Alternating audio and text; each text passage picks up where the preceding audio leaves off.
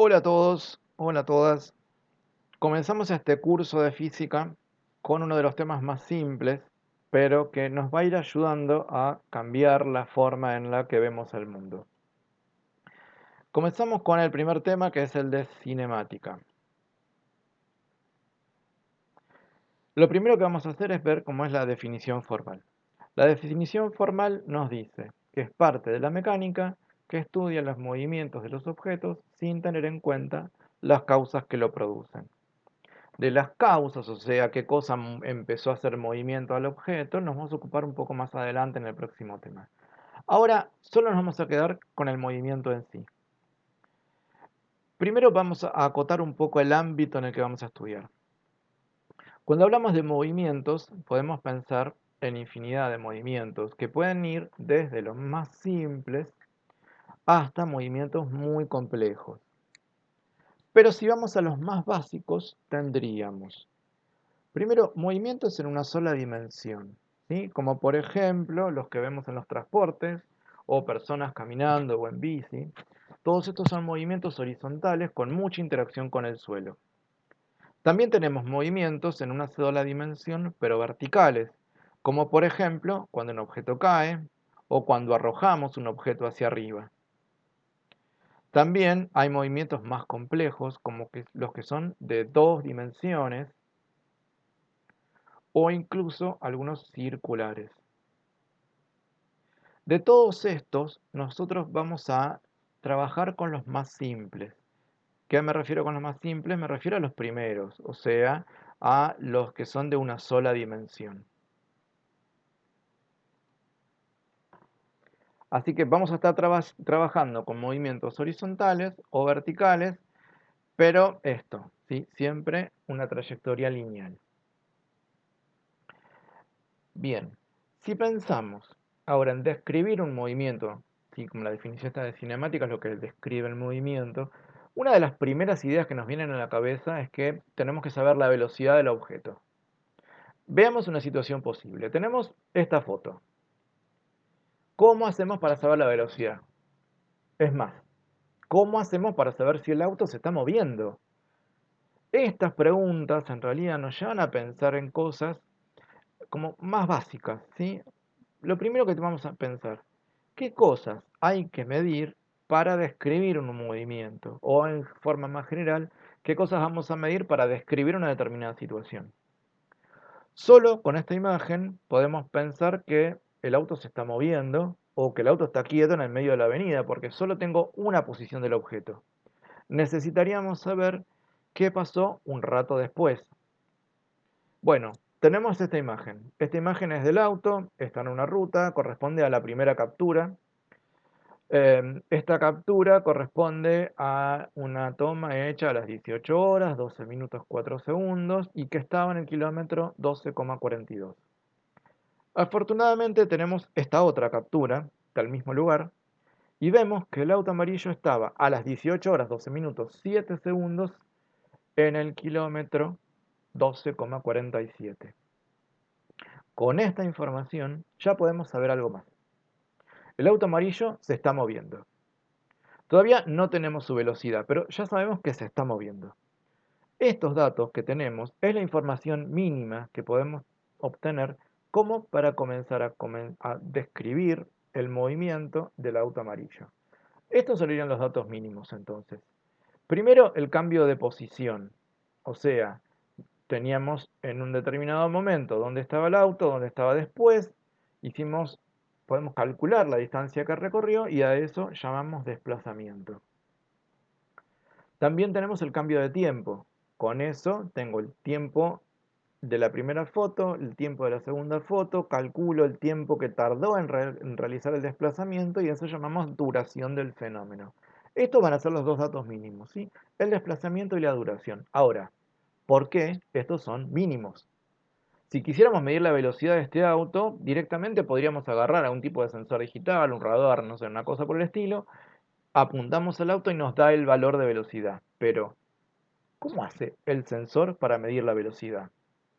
Bueno, primero determina el cambio de posición y el cambio de tiempo, o sea, se fija dónde estaba el auto en un determinado momento, dónde estaba el auto en un momento posterior, y hace una cuenta para determinar la velocidad.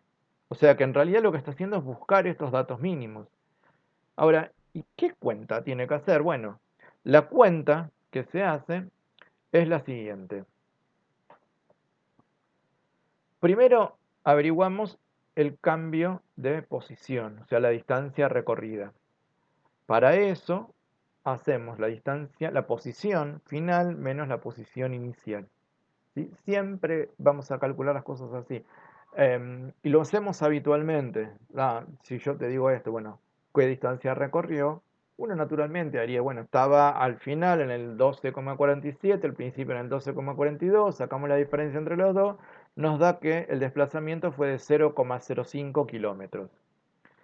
También podemos hacer el cálculo del tiempo empleado, lo mismo, el tiempo final menos el tiempo inicial, hacemos la cuenta y esto nos da que tardó 3 segundos en recorrer los 0,05 kilómetros. A estos dos datos, distancia y tiempo, son a los que llamamos variables primarias, porque son las primeras que se necesitan para registrar todas las variables que vamos a hacer después. ¿Sí? Registramos variables primarias y por cálculo se sacan las variables secundarias. Una de esas va a ser, por ejemplo, la velocidad, que ahora ya pronto vamos a llegar. Pero antes, quiero detenerme en uno de los datos que calculamos recién. La distancia recorrida es de 0,05 kilómetros. Ya decir este número es como que suena desagradable, hasta es incómodo de decir. Y acá es donde intervienen los sistemas de unidades. Estos 0,05 kilómetros los podríamos escribir con submúltiplos de kilómetros. Podríamos usar cualquiera de estas formas. Incluso también podríamos usar otras unidades. Ahora sí. Por ejemplo, en vez de decir 0,05 kilómetros, podríamos decir que recorrió 54,7 yardas, qué sé yo, 50 metros, 136,75 chi. Es una medida china, eso nadie la usa, no importa. Bien, la cuestión es que todos estos pertenecen a sistemas de unidades, ¿sí? Y todas las cosas que yo te estoy poniendo con igual son equivalencias de unidades. Las primeras están dentro del mismo sistema de unidades, o sea, de kilómetros, metros, centímetros, todo eso es del mismo sistema de unidades. Las segundas, kilómetros, millas, yardas, millas náuticas y chi, están en distintos sistemas de unidades. Pero, ¿qué es un sistema de unidades?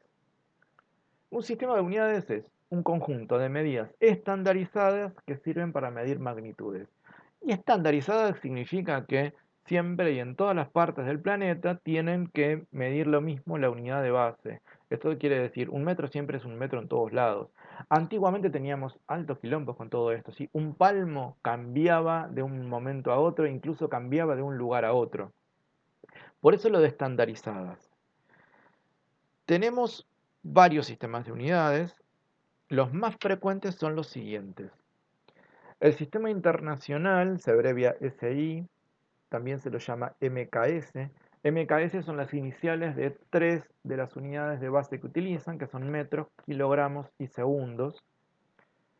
Tenemos el sistema anglosajón, que prácticamente se usa solamente en Estados Unidos y el Reino Unido, en Gran Bretaña, aunque es verdad que muchas veces nosotros usamos esas medidas. Por ejemplo, las pulgadas son una medida anglosajona, ¿sí? Y, por ejemplo, uno va a comprar un bulón o una llave de tuerca y habla de, qué sé yo, voy y compro una de 3 octavos. Esos son pulgadas. Lo mismo pasa con los caños.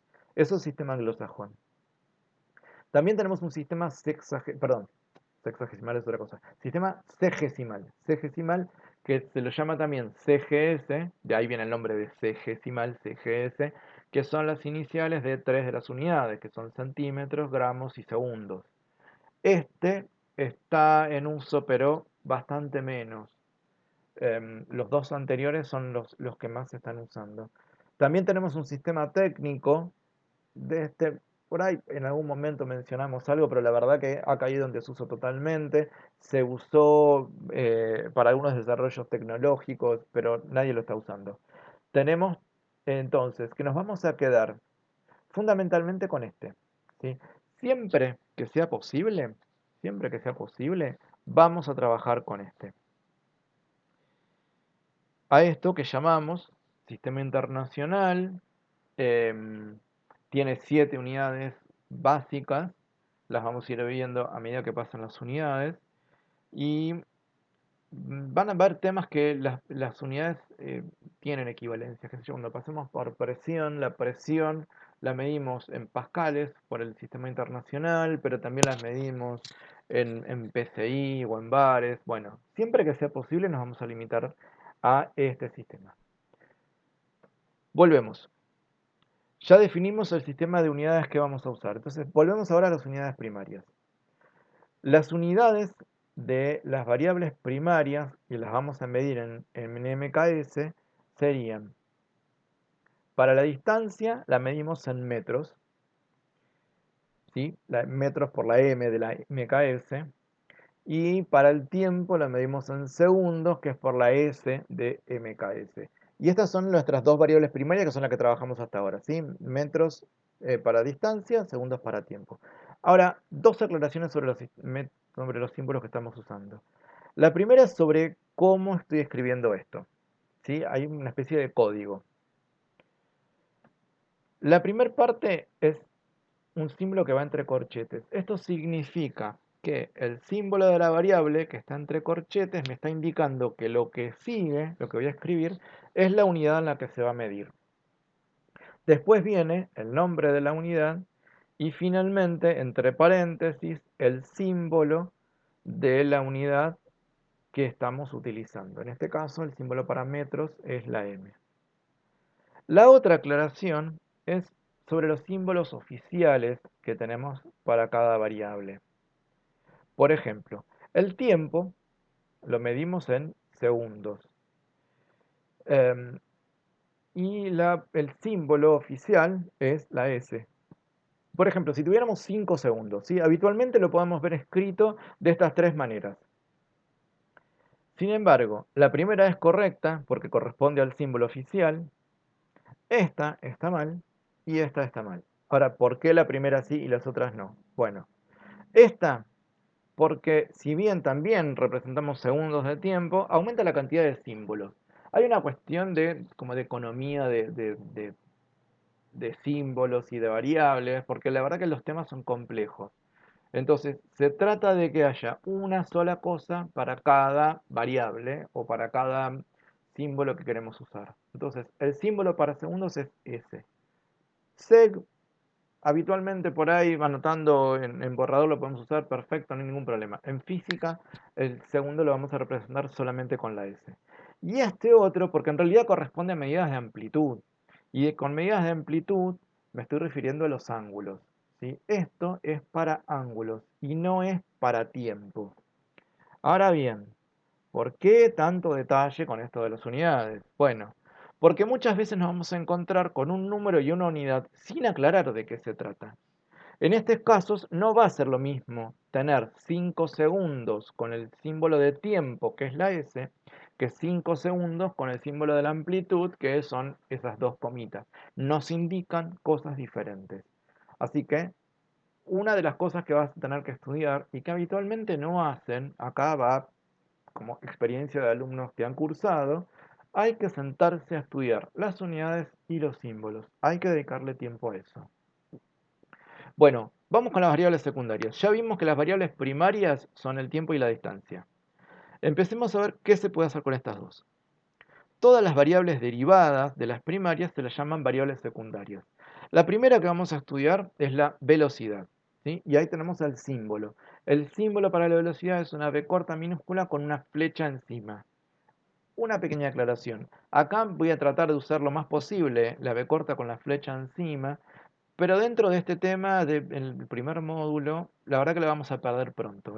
La única cosa que tenemos con B corta va a ser la velocidad. Más adelante vamos a tener otras variables que van a tener B corta y ahí sí va a ser importante la distinción en tiene flecha o no tiene flecha. En principio el símbolo oficial es este. B corta con flecha representa la velocidad. Bien, ahora, ¿qué es la velocidad? Bueno, la vamos a entender como la variable que relaciona la distancia recorrida con el tiempo que se demoró en recorrerla. La verdad que todos tenemos una idea de qué es la velocidad y te puedo decir esto va más rápido o más lento que otra cosa, pero acá vamos a tener que concretar y formalizar ideas. Entonces, la velocidad es lo que me relaciona la distancia con el tiempo. Vamos a poner un ejemplo. Tenemos un viaje de Buenos Aires a Córdoba, ¿sí? Salimos del kilómetro 6 a las 8:10 de la mañana. Llegamos a Córdoba a las 5:10 de la tarde. Bien, ¿a qué velocidad viajamos? Bueno, para hacer esto lo que tenemos que hacer es un cálculo. Y el cálculo es el siguiente. Primero calculamos la distancia recorrida desde el lugar de destino hasta el lugar final. Hacemos la diferencia, igual que hacíamos recién con el auto amarillo. El lugar final es en el kilómetro 696, nuestro lugar inicial en el kilómetro 6, hacemos la diferencia entre esos dos. Y lo mismo vamos a hacer con el tiempo. La diferencia de tiempo es a la hora que llegamos, 15:10, menos la hora a la que salimos, que eran las 8:10. Hacemos estas dos cuentas, entonces nos queda la distancia recorrida, fueron 690 kilómetros, y el tiempo que empleamos en recorrerlo fueron 7 horas. Entonces, resolvemos la división y con esto obtenemos el valor de velocidad del viaje. Generalizando esta idea, decimos que la velocidad surge del cambio de posición dividido entre el cambio de tiempo, ¿sí? Y lo podemos poner de esta forma como una ecuación, como lo tenemos ahí. Bien. Entonces, podemos decir que el viaje de Buenos Aires a Córdoba se hizo a unos 98 kilómetros por hora, ¿sí? 98,6 kilómetros por hora. Sin embargo, está claro que no se hizo todo el viaje a esa velocidad. Y que si fuéramos mirando el velocímetro del auto en distintos momentos, marca velocidades diferentes. De ahí deriva una distinción que tenemos que hacer entre velocidad y velocidad media, o más correctamente, entre velocidad instantánea y velocidad media. Primero nos quedamos con este cálculo que hicimos recién. La velocidad es el cambio de posición o distancia recorrida dividido el cambio de tiempo o la duración del recorrido. La cuenta nos había dado una velocidad de 98,6 kilómetros por hora porque la hicimos con la diferencia entre la condición final y la condición inicial. Esa velocidad la llamamos velocidad media. Es como una velocidad equivalente, ¿sí? Si realmente es como si realmente hubiéramos viajado todo el recorrido a 98,6. A ver, si hubiéramos hecho el recorrido exactamente siempre a 98,6 kilómetros por hora y salíamos de Buenos Aires a las 8:10, llegábamos a Córdoba a las 15:10. O sea, salimos a la misma hora y llegamos a la misma hora que lo que pasó realmente, ¿sí? Esta velocidad media la consideramos como si todo el recorrido lo hubiéramos hecho a esa velocidad. Las velocidades que fuimos leyendo en el velocímetro del auto, a eso llamamos velocidades instantáneas, es decir, la velocidad a la que viajábamos en ese instante. Ahora, ¿cómo hace el auto para determinar la velocidad instantánea? Bueno, en realidad hace la misma cuenta que la velocidad media, esto que estamos haciendo, pero con duraciones de tiempo muy breves. Cuanto menor sea la duración, más instantánea es la velocidad. Así que decimos que la velocidad instantánea es cuando la medimos con tiempos muy breves, ¿sí? Lo más cercano a cero, y la velocidad media es cuando la medimos con tiempos mayores. A ver, ¿qué son tiempos mayores? Bueno, en realidad no hay límite. Se puede calcular la velocidad media para cualquier duración. Podemos hacer la velocidad media que hicimos de Buenos Aires a Rosario. La velocidad media que hicimos de donde salimos hasta la esquina, también, no importa. Si yo miro el velocímetro, siempre es la velocidad instantánea. Y a tiempos mayores consideramos velocidad media. La ventaja que tiene utilizar la velocidad media es que no tiene lo siguiente que vamos a ver, que es la aceleración, ¿sí? Velocidad media es siempre con velocidad constante. Bien, vemos las unidades de esto. Unidades que trabajamos en el sistema internacional. Para todas las variables secundarias se hace el siguiente procedimiento. Primero consideramos el concepto. En este caso es que la velocidad es el cambio de posición dividido el cambio de tiempo, o lo que es lo mismo, la división entre la distancia y la duración. Luego reemplazamos a estas variables por sus unidades y se resuelve si es necesario. En este caso serían metros para la distancia y segundos para el tiempo, esto pensándolo en el Sistema Internacional o MKS. Sin embargo, tradicionalmente estamos acostumbrados a medir la velocidad en kilómetros por hora. Estas unidades se pueden convertir fácilmente una en la otra utilizando el factor de conversión 3,6 de esta manera. Para pasar de metros sobre segundos a kilómetros por hora, se multiplica por 3,6 y para pasar de kilómetros por hora a metros sobre segundos se divide con 3,6. Bien, avanzamos un poco más. Volvemos al viaje que hicimos de Buenos Aires a Córdoba. Yo ya viajé mal. No solo se cambió de posición y de tiempo, sino que seguramente durante el trayecto cambiamos de velocidad muchas veces. Estos cambios de velocidad algunas veces emplearon poco tiempo, o sea, hicimos cambios de velocidades rápido, y otras veces usaron más tiempo, o sea, hicimos cambios de velocidades más lentos. Para cambiar la velocidad en un determinado tiempo, lo que hay que hacer es acelerar. Estamos entonces frente a la otra variable que usamos para describir el movimiento, la aceleración. Para entender esta variable es preciso que recordemos este concepto. La aceleración es la variable que relaciona los cambios de velocidad con el tiempo que se demoró en hacerlos. Fíjate que suena parecido a lo que habíamos hecho con velocidad, ¿sí? En velocidad dijimos es el cambio de posición dividido el cambio de tiempo, con la aceleración decimos es el cambio de velocidad dividido el cambio de tiempo. Ahora, entonces entendemos a la aceleración como un cambio de velocidad en un determinado tiempo y lo podemos calcular de una manera parecida, pero con las velocidades, ¿sí? O sea, vamos a hacer el cambio de velocidad como la velocidad a la que llegamos menos la velocidad a la que empezamos y también el cambio de tiempo, que es el tiempo en el que terminamos el cambio de velocidad menos el tiempo en el que iniciamos el cambio de velocidad. Las veces que hayamos aumentado la velocidad, la diferencia entre velocidad final e inicial nos va a dar un número positivo. Por ejemplo, si pasamos de 40 km por hora a 50 km por hora, la diferencia va a ser de 10 km por hora.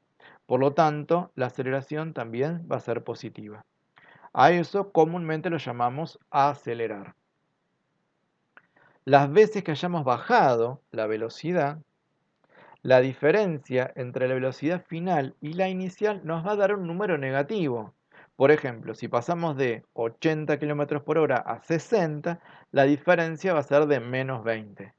Por lo tanto, la aceleración también va a ser negativa. A eso, comúnmente, lo llamamos frenar o desacelerar.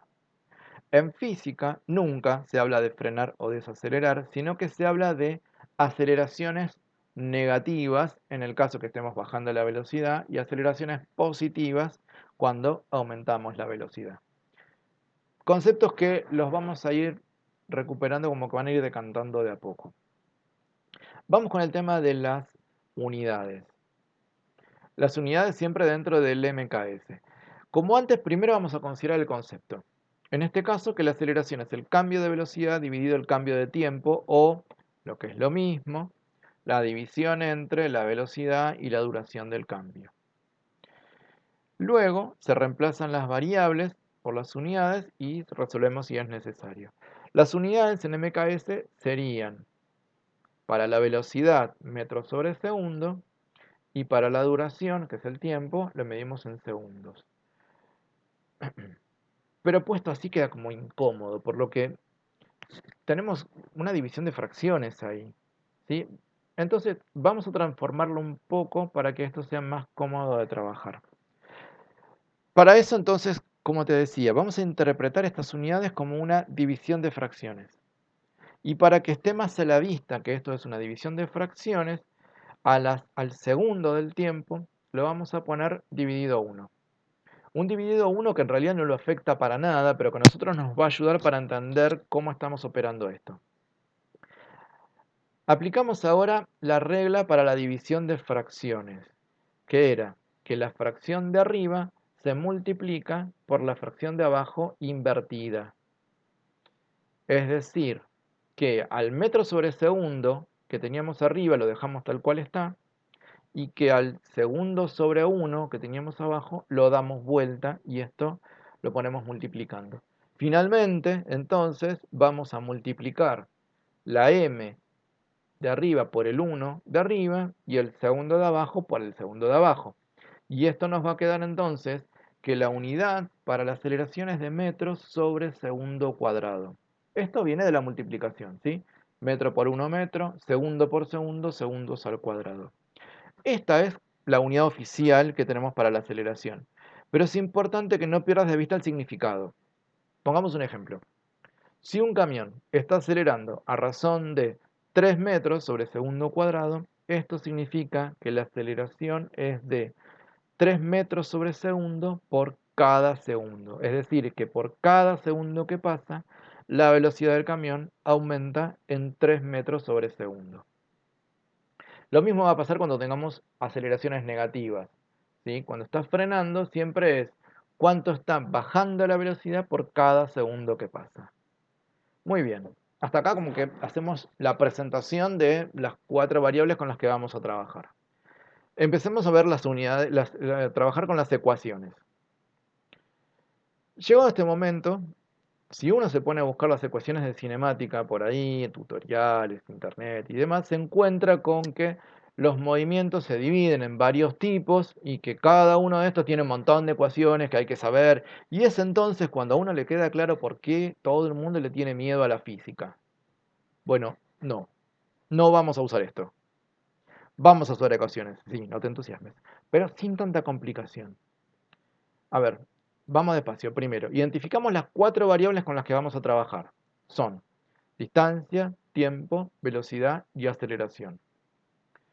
Como te dije al principio, solo vamos a trabajar con movimientos lineales, pero no vamos a distinguir entre tipos de movimientos, como la imagen que teníamos recién, sino que todos los casos los vamos a resolver con estas 2 ecuaciones. A la primera la llamamos ecuación de distancia y a la segunda ecuación de aceleración. Si de casualidad te acordás de haberlas estudiado antes, te cuento que les hice un pequeño cambio para que sean más fáciles de operar. La distancia suele llevar una fracción, suele poner un medio en el lugar del 0,5 que está ahí. Y la de aceleración suele tener el tiempo dividiendo al otro lado, del lado derecho, en lugar de estar multiplicando a la izquierda como lo puse yo. Los cambios que les hice no modifican la ecuación en absoluto y nos evita tener que usar fracciones en muchos casos. Veamos qué significan las letras en cada ecuación. La D es la distancia, ya lo seguimos trabajando, el T de tiempo también, la A de aceleración. Vemos ahora que velocidad, que teníamos antes unas horas, nos aparecen dos, ¿sí? Velocidad inicial y velocidad final. En total son 5 parámetros, porque la velocidad inicial y final la vamos a estar considerando en diferentes situaciones. Sobre todo si te fijas, la ecuación de distancia solo tiene velocidad inicial, mientras que la ecuación de aceleración considera las dos. Anotamos las unidades en que se van a usar estas variables, cada una como las vimos antes, la distancia en metros, el tiempo en segundos, la velocidad, las dos, inicial y final, en metros sobre segundo, y la aceleración en metros sobre segundo cuadrado. Bien, esto sería toda la parte teórica. Con esto se pueden resolver todos los casos de análisis de movimiento. Voy a hacer una última aclaración. La aceleración tiene un caso particular. En todos los movimientos verticales libres, es decir, en todos los que un objeto cae o es arrojado hacia arriba, no cuando es llevado verticalmente, por ejemplo, con una grúa, la aceleración siempre tiene el mismo valor. ¿sí? En los casos de movimientos verticales libres, la aceleración siempre es de 9,8 metros sobre segundo cuadrado. Esto lo vamos a tener que tener en cuenta cuando empecemos a analizar las situaciones que te voy a proponer a continuación. Por ahora, terminamos con esto la parte teórica, ¿sí? Lo que va a venir a continuación es empezar a llevar esto a la resolución de ejercicios.